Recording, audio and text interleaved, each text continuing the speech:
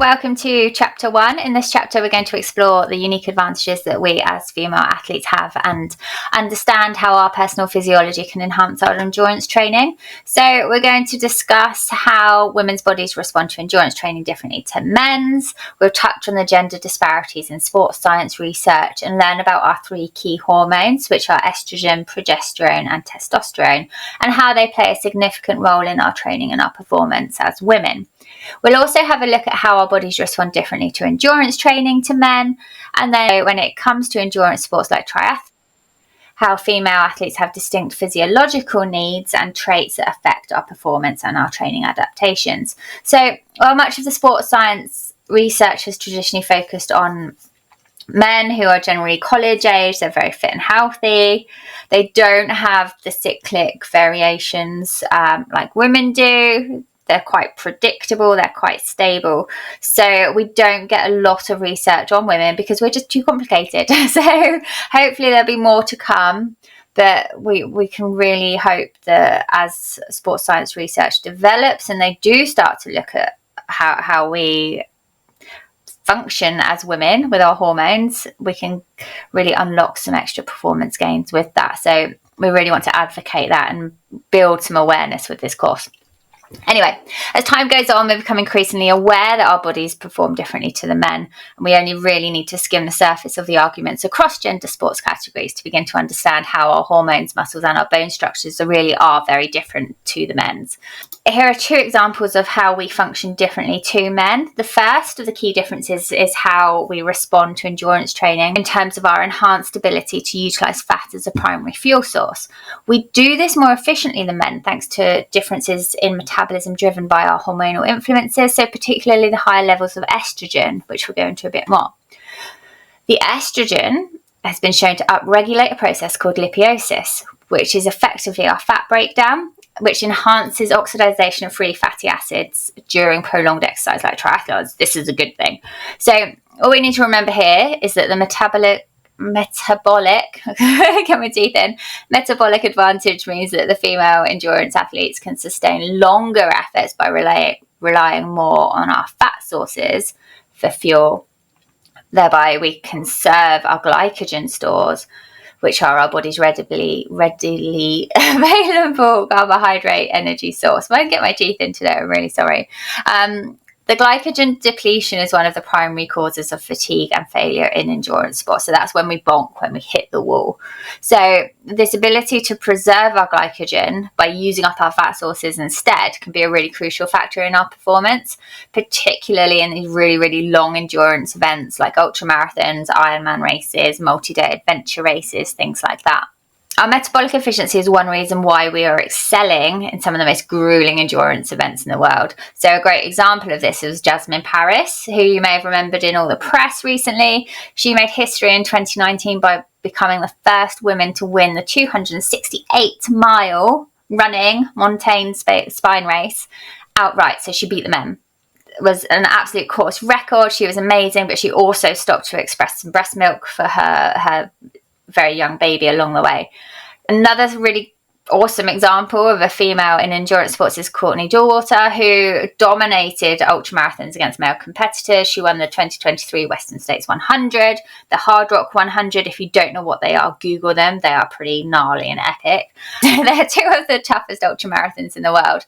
And even in the brutal Barkley marathons, which I'm sure you must have heard of, a race where the dropout is nearly 100%, female athletes like Nikki Spinks, you've got Carol Morgan, they've pushed boundaries and they've proved that women are closing the gap in extreme endurance racing. And a lot of that can be attributed to hacking into how our bodies use fat as fuel more efficiently. So what does this mean? How does this help you? What does it mean in practical terms? For us as female endurance athletes, this ability to rely on fat for energy means that we may not need to depend so much on carbohydrate intake as quickly or as frequently as the male athletes. So that's really important. We'll do more on this on the nutrition chapter. However, our fueling strategy should still be highly individualised. So it's not a one-size-fits-all. It never is with triathlon and it never is with nutrition. So just be a little bit cautious there. We need to be practising our nutrition during training we need to really dial down and start recording how we're feeling at different points in our menstrual cycle, which is also essential for optimizing our race day performance. Research suggests that carbohydrate metabolism fluctuates throughout our menstrual cycle, with a higher reliance on our glycogen in the luteal phase when progesterone is more dominant. We'll go through the phases in a minute, so don't panic, okay? So that's the second half. Meaning that our carbohydrate intake should be adjusted accordingly to help us sustain those energy levels. We do have a nutrition calculator, which I'll give you in the nutrition module, but you can already see how tracking your cycle, understanding your body's fuel needs is really, really crucial to you progressing and making all of these supercharged gains in your training and your racing.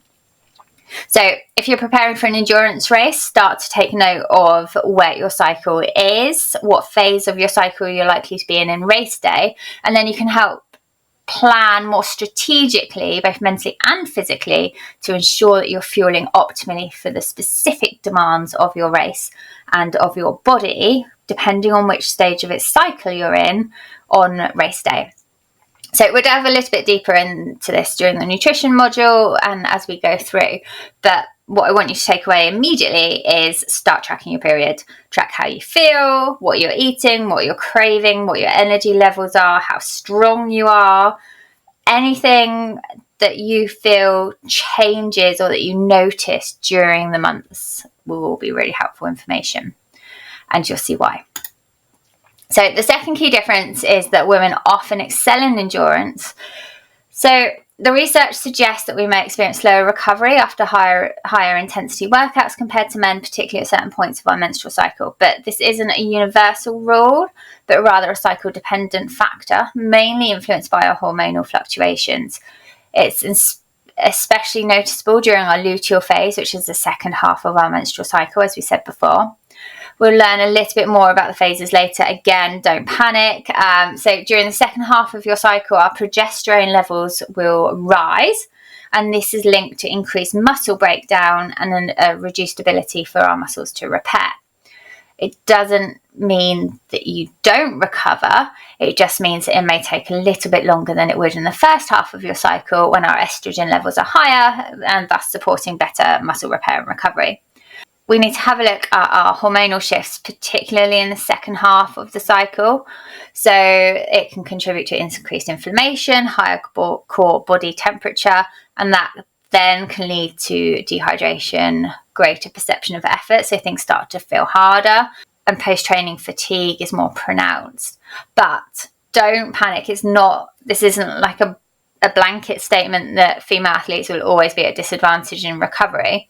It's about recognizing the recovery needs as they fluctuate throughout our menstrual cycle, and then we need to recognize when we can give our bodies that extra care, the extra TLC, so that we can then push for the harder gains. So it's about being reactive to what our body's hormones are doing to be able to then progress. Because if we ignore it, we'll put ourselves in a hole, basically. So it's really important. Many female elite athletes have started their cycle tracking to adjusting their training and their nutrition and their recovery based on what phase of their menstrual cycle they're on. So you've got Dina Asher-Smith, a world-class sprinter. You've seen her in the Olympics on the track. She's spoken a lot about understanding how her cycle helped optimize her training, how she plans her intensity and her recovery. And then you've got Eilish McColgan, a top endurance runner. Again, you would have heard of her, adapting her workload to ensure that she's balancing the high effort days with proper recovery. And then similarly, more in tune with our sport, you've got Chelsea Sodaro, who was the 2022 Ironman world champion. She's really hot on emphasizing structured recovery, hydration, fueling to support her training. We've got a quote from her later on, but she really listens to her body across different phases of her cycle. So ultimately, understanding our own recovery patterns and adjusting our training accordingly can really give us the edge. So track your cycle, take note of how your body's responding, put in as much information as you can, and you'll start to see the patterns month by month. And you might discover that there are slight changes in your recovery timing, your hydration, your nutrition, you're craving different foods will affect you differently. And then that can lead to really big improvements once you've made adjustments for those in both your performance, but also your overall well-being. So you'll feel better, you'll think better, and your general day-to-day well-being will be very much more improved. So we'll explore more strategies later in the sections, but for now, just start to pay attention to how you're feeling after your intense efforts throughout your cycle, and you'll notice most likely that it's very different. And the more that you understand your body's natural rhythms, the better you can train. Okay. So sports science research, we've got a Dina Asher-Smith quote for you in a minute, which I'll come to. So let's just touch on this quickly first. The gender disparities in sports science research are huge. So as mentioned earlier, historically, sports science research has been overwhelmingly aimed and focused on male athletes, with the assumption that our female physiology is just a simply smaller version of men's. That's a bit of a cop-out. They just actually think it's too complicated because of our hormonal fluctuations. It's difficult to get a group of women on the same stage of their cycle together as well, and everybody's cycles are different lengths and you experience different levels of hormone, so it's not as straightforward as just having a group of men. We've all heard this phrase from Dr. Stacey Sims: women are not small men. So if you don't follow her, go and follow her on Instagram. She comes out with some really great stuff, really thought-provoking comments, tips, hints. So do have a look. For years, most sports training programs and guidelines have been based on studies of male athletes, and she's pushing really hard for that to change. And this one-size-fits-all male approach doesn't work for women, really, especially in a sport as demanding as triathlon, where we need to be on the go all the time. We're doing 3 sports, we're trying to do strength, we're recovering, we've got busy lives, we're working, so it just doesn't work for us. And this gap in the research means that many training programs and performance strategies have both been generalised for both men and women without considering the specific needs of us as female triathletes. So generally, training plans will roll across a 3 to 6 week program, and that's called your training block. But it's got no regard with what stage of your menstrual cycle you're at, how you're feeling, how your hormones fluctuate, and even how long your menstrual cycle is. So you'll get your 3 to 6 week block, but actually your menstrual cycle can be anything from 21 days up to 40 days. Some women are even longer than that. How do you expect that to fit nicely with your set 3, 4, 5, 6 week training block? So your hormones are all over the place at different stages.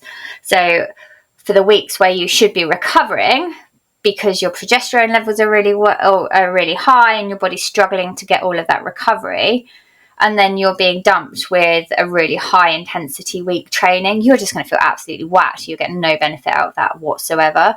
So it's really important to consider your training in sync with what your body's actually doing. For many women, they may not notice an impact too much on their training, but for many more women, the impact can be absolutely massive. But just bear in mind, just because you're not noticing doesn't mean that you can't make gains by adapting your approach. So don't shrug it off. This is what I used to do. Actually, I used to just shrug it off. Well, I don't really get bad periods, so I don't really see the point of making any changes.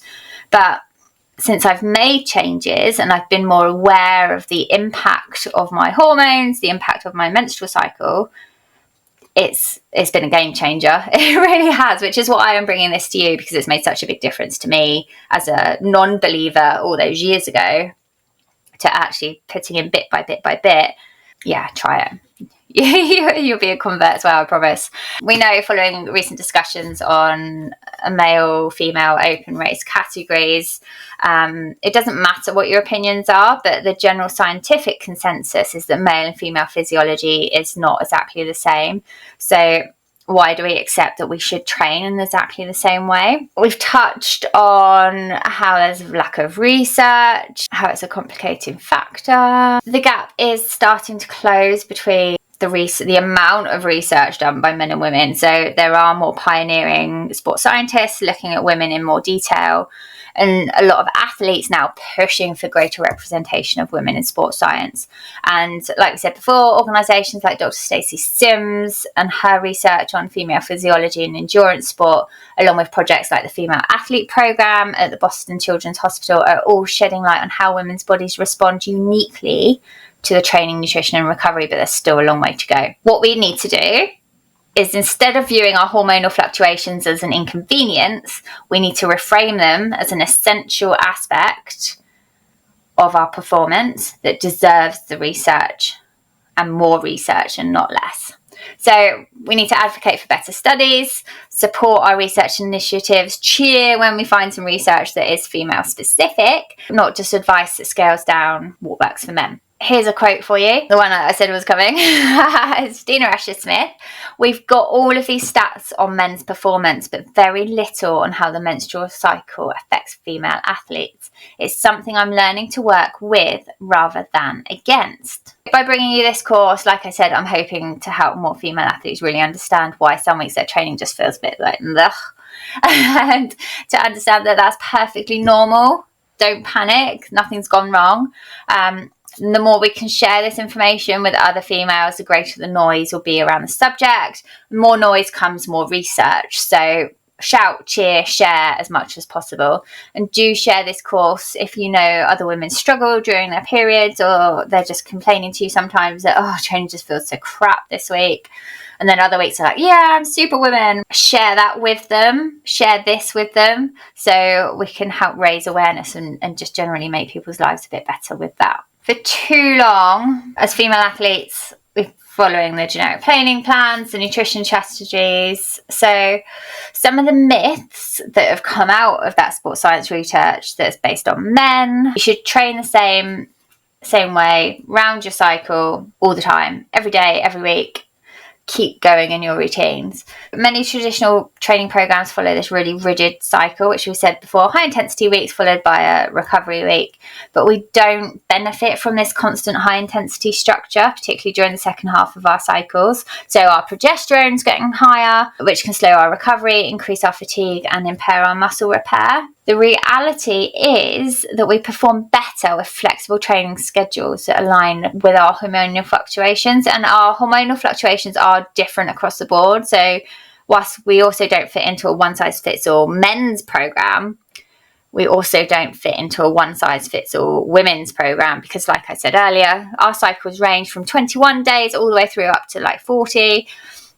We're all different. Don't put yourself in a box. Don't follow an AI algorithm, because you're so different to everybody else and you really need to be tracking. So instead of pushing through a structured plan that doesn't account for your energy dips, we should really be adjusting our intensity based on where we are in our cycle. Some weeks high intensity efforts will feel great and productive, and in others focusing on strength, technique, recovery will yield better long-term results for you. You'll get faster, your technique will get better, you'll be more efficient, you'll have less energy wasted because your technique's better. You'll avoid burnout, you'll avoid injury. It's just mega, the difference.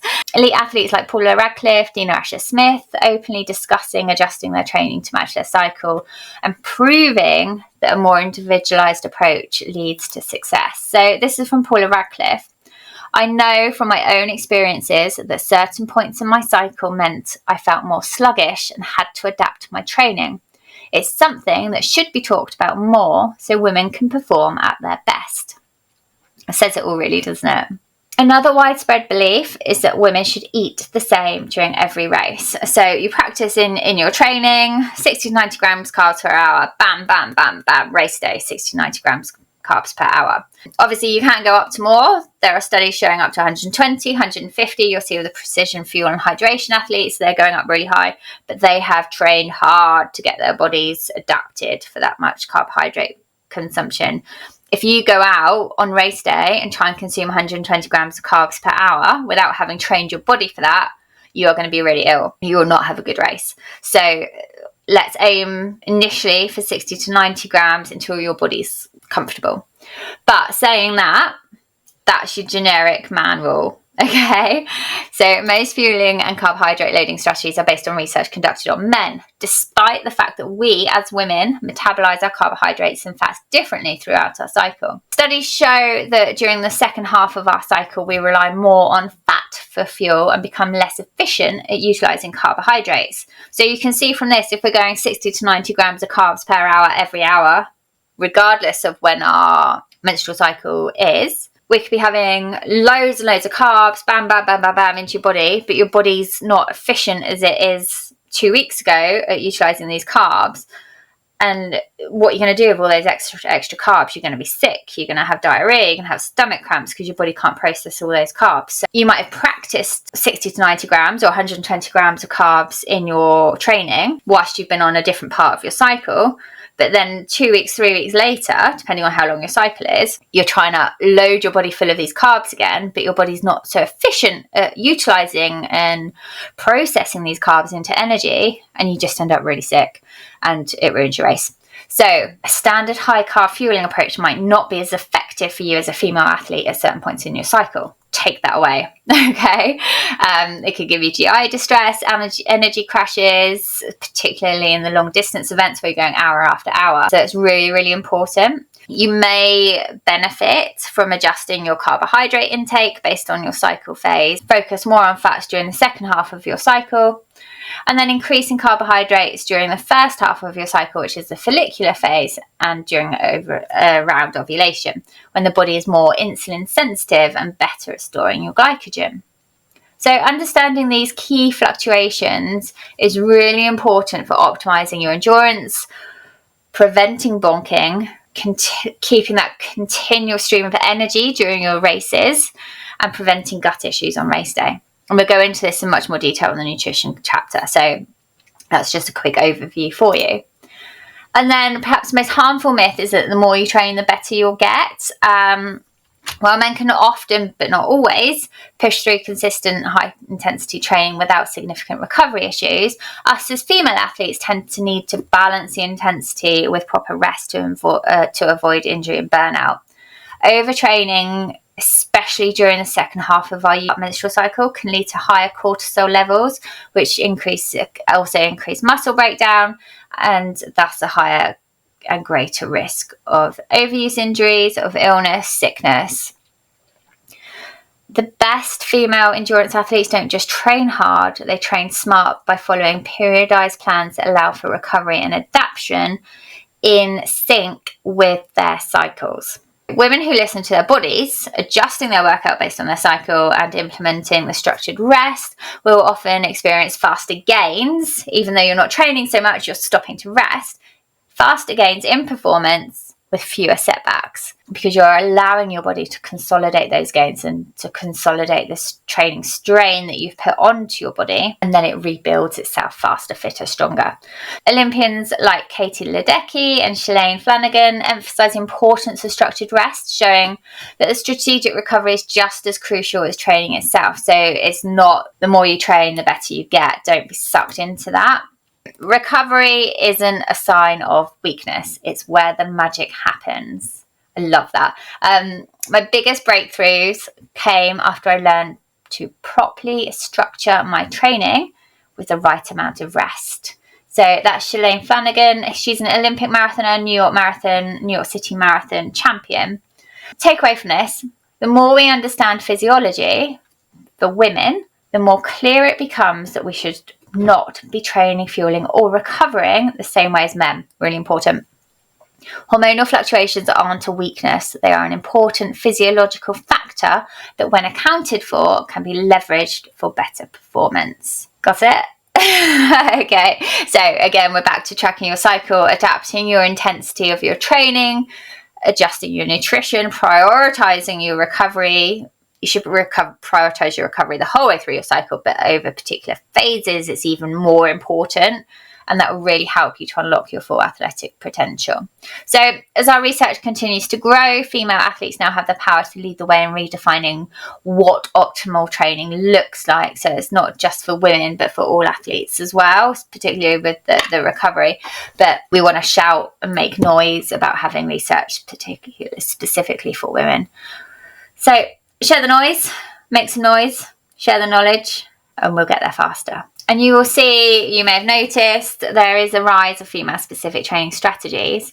And it's been really fortunate that in recent years there's been a growing body of research focused specifically on female athletes, helping to oust the outdated training models that were originally designed for men. Like I said before, sports scientists and experts like Dr. Stacey Sims pioneering the movement toward female-specific training.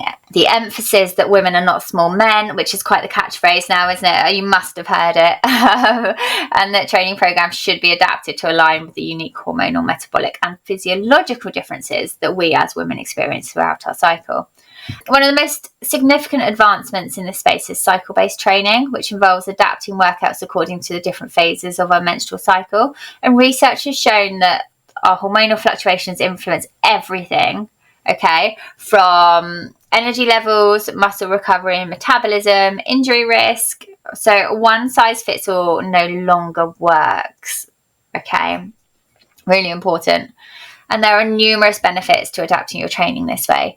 Studies suggest that female endurance athletes who follow this hormonal-informed training schedules experience fewer injuries, improved recovery time, more consistent performance gains compared to those who are on a traditional fixed cycle. We said before, many athletes, including Paula Radcliffe, Eilish McColgan, Chelsea Sodaro, openly discussing the importance of this.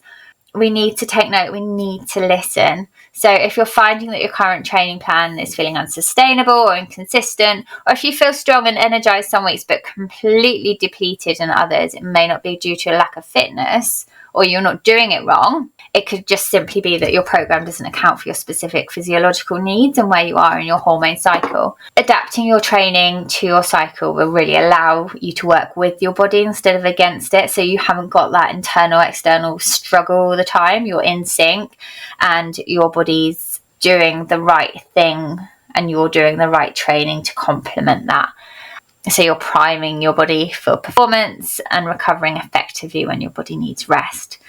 So what's really important to note is that this approach isn't about doing less training. It's about being strategic with your efforts so you can train more efficiently, reducing your injury risk, hitting your personal best and being more confident.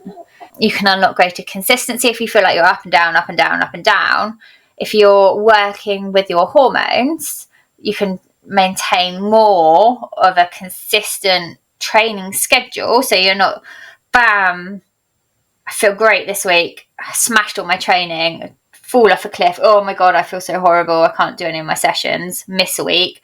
So you're not doing that up and down. You can consistently hit your sessions because they are tailored specifically for how your body is primed for exercise in that particular phase and how you're recovering. So it makes a big difference.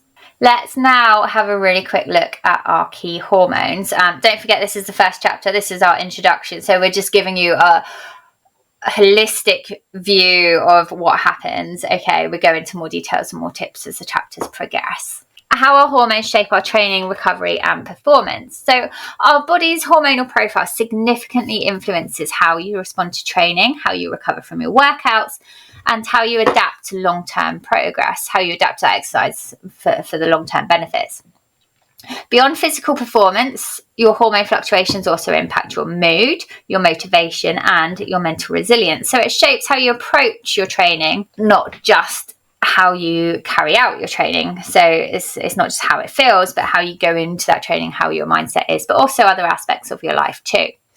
Understanding these shifts allow you to work with your body instead of against it, which helps you make better decisions in your training, your recovery, your career, your relationships, everything. It's a game changer. Unlike men, whose hormone levels remain relatively stable in comparison, our hormones fluctuate throughout our menstrual cycle, again, influencing our energy, metabolism, strength, recovery. Instead of viewing these shifts as a problem and then as a limitation, we can really leverage them and use them as a powerful tool to optimize our training, improve our performance and our overall well-being. Our main hormones, estrogen, progesterone and testosterone, are the ones that we're focusing on through this course. The first one that we're going to look at is estrogen. It's one of the most important hormones for female athletes, playing a key role in our endurance performance and our muscle recovery. It enhances our body's ability to metabolize fat for fuel, which is why many women excel in long-distance endurance sport. it helps us to efficiently tap into our fat stores for sustained energy over long periods. Research suggests that higher levels of estrogen during the follicular phase, which is the first half of our menstrual cycle, improve fat oxidation and energy efficiency.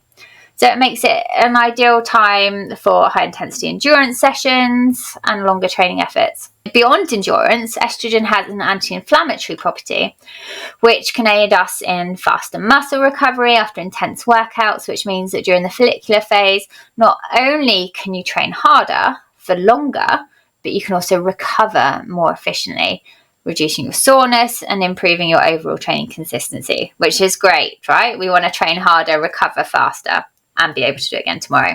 So estrogen is really powerful.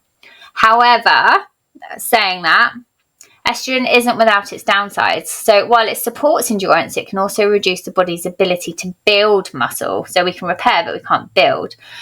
So not repair, it's got an anti-inflammatory effect, but we can't build the muscle. So it can make strength training an essential part of your routine, because if you're not building muscle, you need to work that a little bit harder to overcome that estrogen kind of restriction. So it's really important that you are, especially as you start to approach menopausal or perimenopausal age, start building your strength now. And without strategic resistance training, many women will struggle to maintain muscle mass. So that's really important. So if you're struggling to put on muscle, this is why, especially in our endurance heavy sport like triathlon, it's really important and beneficial to incorporate our heavy strength training sessions during this part of our cycle. So during the follicular phase, when our estrogen is high, and also when recovery is faster, and that will counterbalance the estrogen's muscle reducing effects. Okay. Progesterone, it gives us a bit of a recovery and strength challenge. So as you transition into the luteal phase, so into the second part of your menstrual cycle, after ovulation, progesterone levels rise, and this shift into high progesterone can present new challenges for training and for recovery. Many women report feeling fatigued, sluggish, and even unmotivated during this phase. Science backs this up. Progesterone levels rising kind of slows you down for want of a better phase. One major reason is that progesterone raises your core body temperature. So that in itself will make workouts feel more physically demanding, particularly if you're already in a hot condition environment. So the increase in body temperature impacts your sleep quality. It will lead to poorer recovery, reduced energy levels, which is a massive double whammy that can make the same high intensity training session that you did 2 weeks ago feel much harder. You haven't just lost all your strength, it's just your hormones, so don't panic. And without that knowledge that this is a normal phenomenon, that it's not really weird and you haven't just undone all of your training because you had a day off last week, you might end up feeling deflated, demotivated about how much extra effort this same session has required this week. Knowing and being armed with this knowledge is really powerful. Another key effect of progesterone is increased muscle breakdown, which can lead to longer recovery times and a higher risk of overtraining injuries. While training may feel less efficient in the luteal phase, so the second part of your cycle, and high intensity efforts can lead you feeling more drained than you would have a couple of weeks before, and that is perfectly normal. That doesn't mean that you've done anything wrong or that you're going backwards. So you need to account for that added recovery, check your nutrition, And then the third and final hormone that we're looking at is testosterone, which is the muscle building hormone. Hurrah, we can get some muscles. So often overlooked in female training discussions, testosterone plays a vital role in muscle development, recovery, and performance. So men significantly have significantly higher levels of testosterone. Women still rely on this hormone to support muscle repair, strength gains, and training adaptations.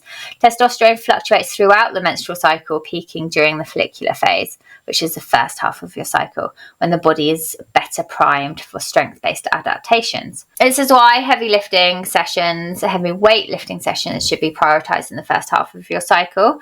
So when recovery is faster and muscle building potential is higher despite the estrogen.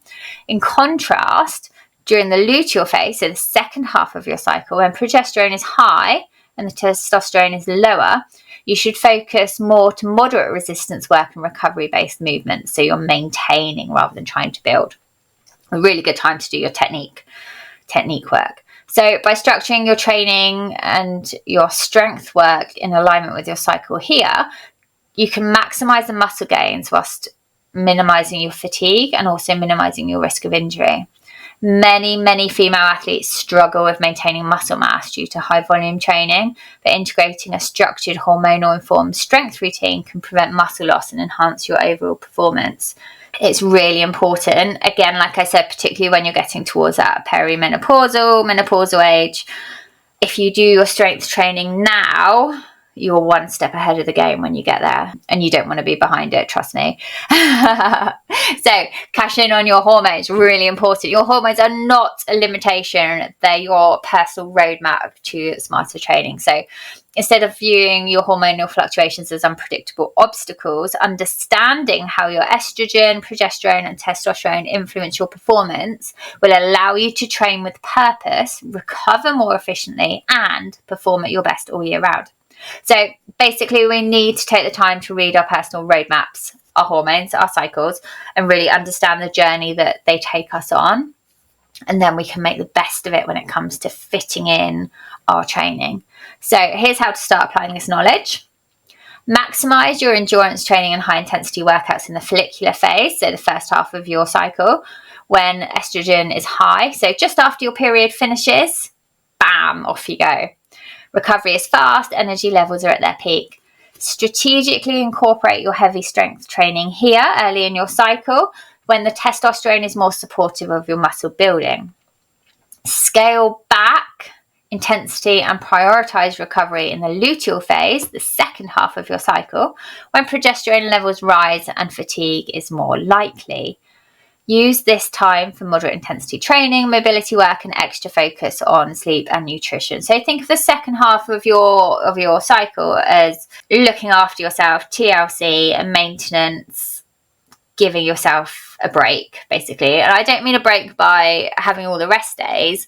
I mean a break by not chasing those top-end PBs. By aligning your training with your cycle, you can really optimize your performance in your training.